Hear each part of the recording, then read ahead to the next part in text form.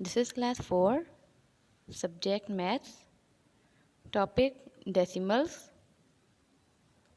related to unit 6 and lecture number 22.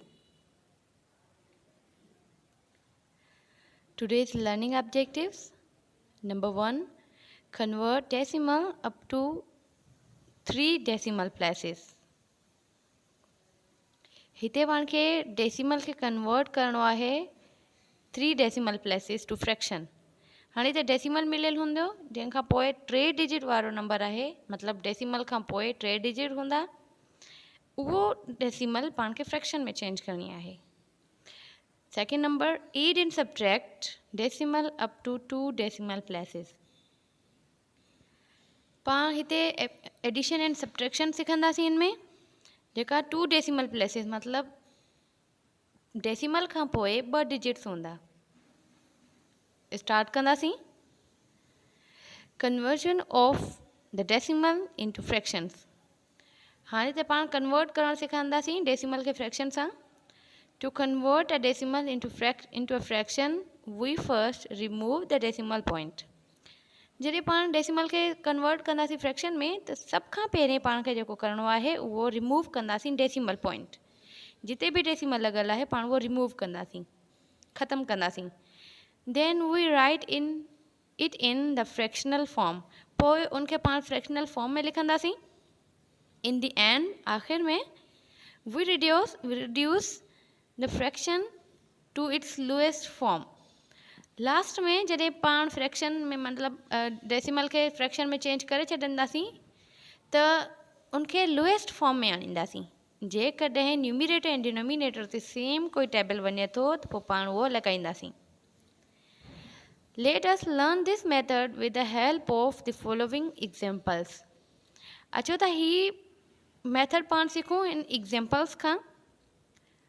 Example number 1, convert 0.7 into fraction. पाण खे हिते decimal में मिलियल आहे 1 डेसिमल प्लेस आहे, इहो मतिलबु पॉइंट खां पोइ हिकिड़ो डिजिट आहे। 0.7 के चेंज कंदासीं फ्रैक्शन में।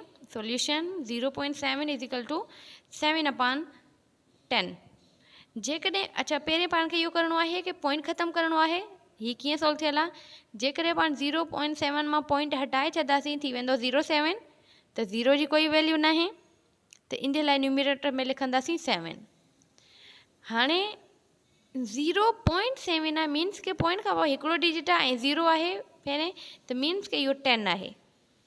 मतिलबु पॉइंट खां पोइ हिकिड़ो डिजिट आहे त इन जो डिनोमिनेटर 10 थींदो।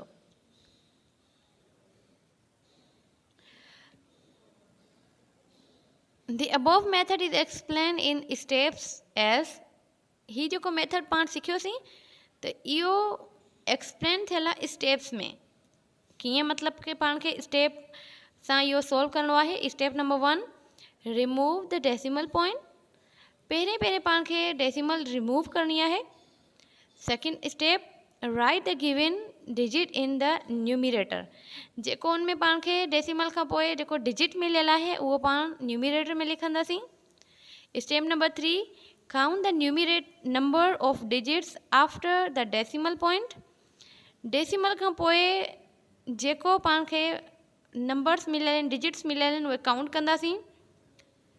Here we have only 1 digit after the decimal point। जेको पाण इते कयोसीं त उनको पोइ मतिलबु 0.7 पॉइंट खां पोइ हिकिड़ो डिजिट हुयो। सो डिनोमिनेटर विल बी 10, त पोइ इन जो डिनोमिनेटर 10 थींदो। Step number 4, reduce the fraction to its lowest form. पोइ पाण खे स्टेप नंबर 4 में छा करिणो आहे कि उनखे लोएस्ट फॉर्म में चेंज करिणो आहे। Here the fraction 7/10। हिते जेकी पंहिंजी फ्रैक्शन आहे 7/10 इज़ इरेड्यूसिबल। मतिलबु इरेड्यूसिबल फ्रैक्शन मतिलबु कि उहा रिड्यूस न थी सघे, उहा रेड्यूसिबल न आहे, उहा इरेड्यूसिबल आहे। त मतिलबु उहा सिंप्लीफाई न थींदी बिकॉज ऑफ 7 जे टेबल में कोई अहिड़ो नंबर 7 जो टेबल सिर्फ़ु उन ते 7 ते ई लॻंदो आहे, ऐं 10 जे टेबल में 2 ऐं 5 उनजो आहे काम फैक्टर, बट उनमें कॉमन कोई बि अहिड़ो नंबर न आहे जेको ॿिन्हिनि ते टेबल लॻी सघे। इन जे लाइ इरेड्यूसिबल आहे इहो। The fractions in which the numerator and denominator have no common factor are called irreducible fractions.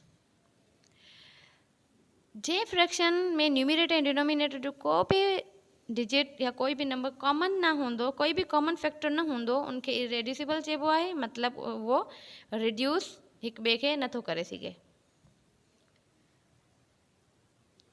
Example number 2.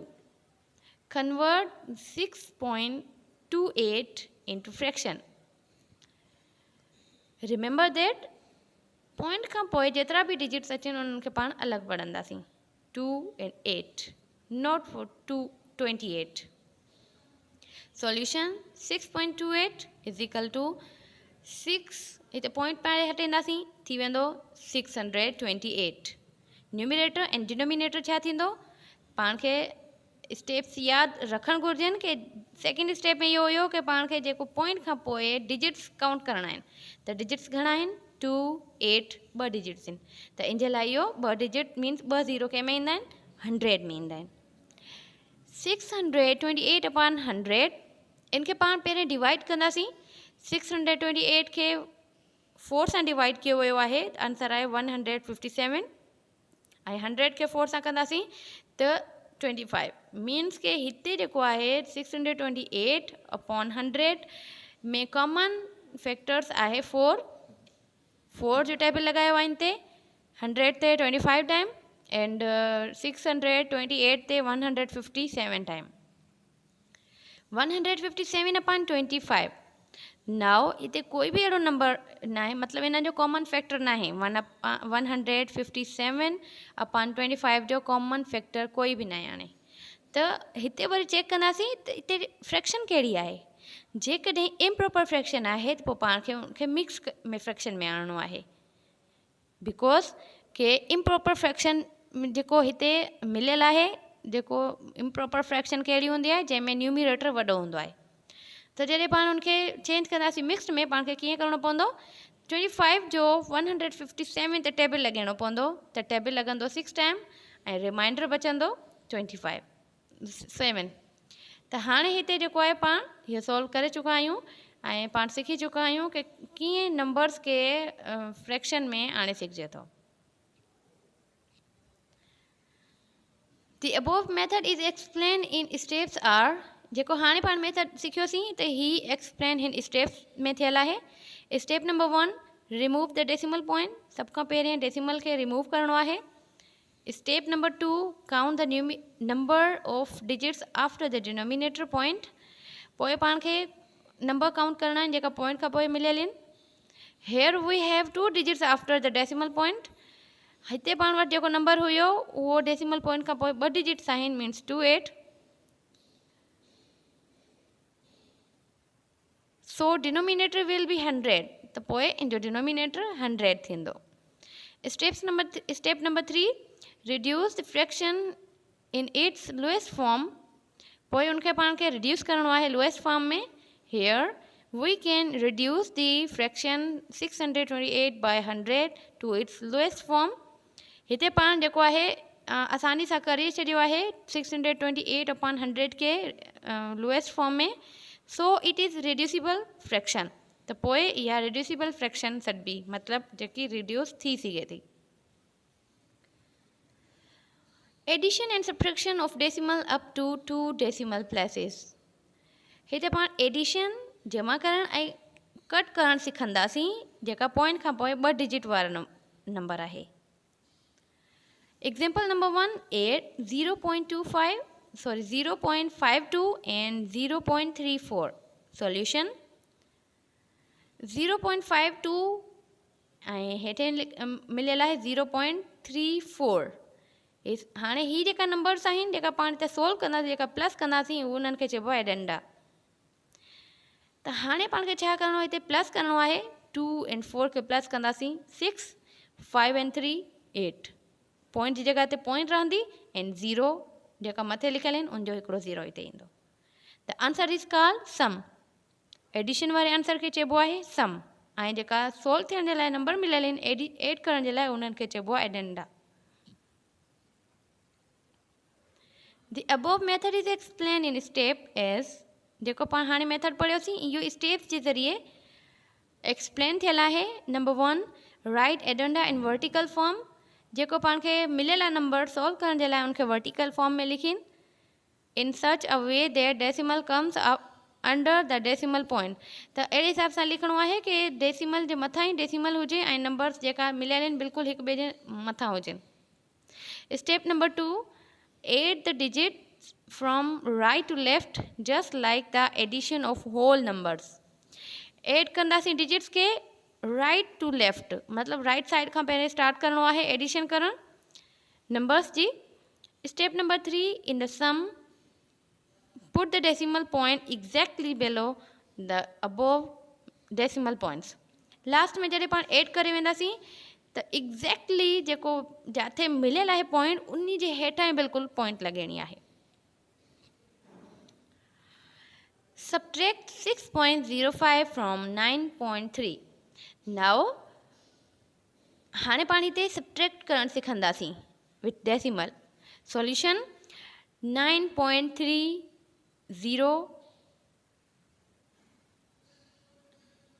6.05. हाणे हिते क्वेश्चन तव्हांजो इहो हूंदो कि 9.3 आहे त इहो 0 कीअं आयो. त इहो पाण खे जेको सब्ट्रेहेंड मिलियल आहे जंहिंखे सब्ट्रैक्ट करणु जंहिंमां सब्ट्रैक्ट करिणो आहे त उहो 3 डिजिट वारो नंबर आहे ऐं जेको पाण खे 9.3 मिलियल आहे उहो 2 डिजिट आहिनि. त इन जे लाइ जिते नंबर खुटल हूंदो आहे उते पाण 0 लॻाईंदा आहियूं ऐं इन जे लाइ इहो लिखियोसीं 0.3 9.30 and 6.05. 9.30 is called minor and 6.05 is called subtrahend. Now हाणे इन्हनि खे पाण माइनस कंदासीं 0 मां 5 नथा वञी सघनि इन जे लाइ 3 मां हिकु नंबर उन खां वठंदासीं त थी वेंदो 10. 10 मां 5 विया 5 एंड 3 मां अगरि हिकिड़ो उनखे ॾिनोसीं हिते बचा 2. 2 मां 0 कट कंदासीं मीन्स कुझु न वियो इन जे लाइ हिते 2 ईंदो. पॉइंट जी जॻह ते पॉइंट एंड 9 मां 6 विया 3. त हिन जो जेको आंसर आहे उहो 3.25. इन आंसर खे चइबो डिफरेंस. जेको एडिशन जो आंसर हूंदो आहे उनखे चइबो आहे सम एंड जेको माइनस जो जेको सब्ट्रैक्शन जो आंसर हूंदो आहे उनखे चइबो आहे difference. We have done subtraction by following the examples. पाण ही एग्जाम्पल्स जे ज़रिए सब्ट्रैक्शन डन करे छॾी आहे. Here the lecture is ended. Decimal में कुछ फ्रैक्शन में कुछ सम मिलियल आहिनि पाण खे डेसिमल में चेंज करणा आहिनि. 54/100 खे चेंज कंदासीं जेकॾहिं पाण डेसिमल में त ईंदो 0.54 एंड 7/10 जो 0.7. 35/100 जो 0.35. अहिड़े हिसाब सां इहे सॼा सॉल्व थियल आहिनि. पंहिंजी रफ कॉपी ते इहे ट्राई करे ॾिसो आंसर्स इहे सेम निकिरणु घुरिजनि. Thank U for watching this video.